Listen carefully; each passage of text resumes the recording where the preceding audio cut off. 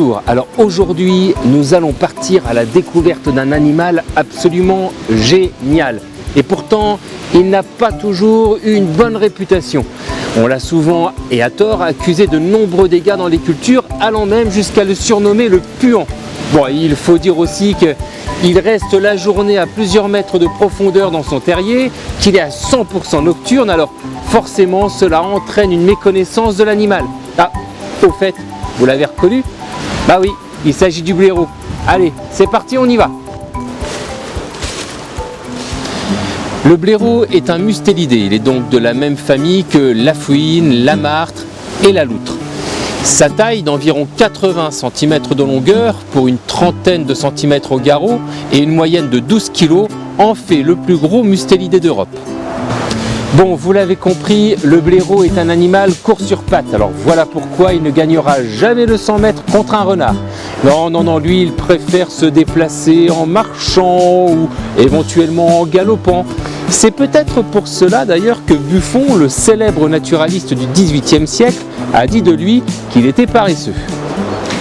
Alors si le blaireau est très difficile à observer, il y a des indices très impressionnants qui trahissent sa présence.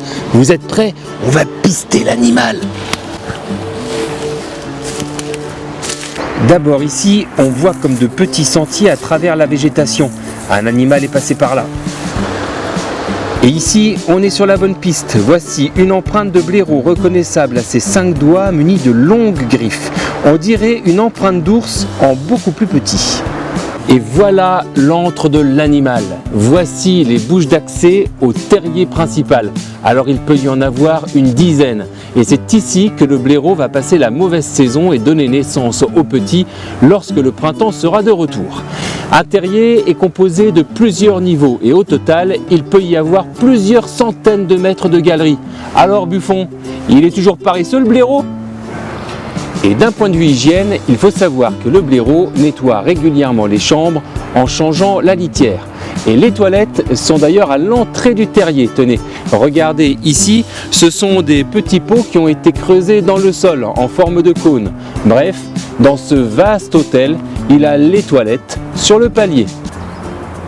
Allez, pour terminer, voici quelques images de l'animal que nous avons eu la chance de filmer. N'hésitez pas à partager la vidéo sur vos réseaux sociaux et puis je vous dis à très vite pour une prochaine chronique nature.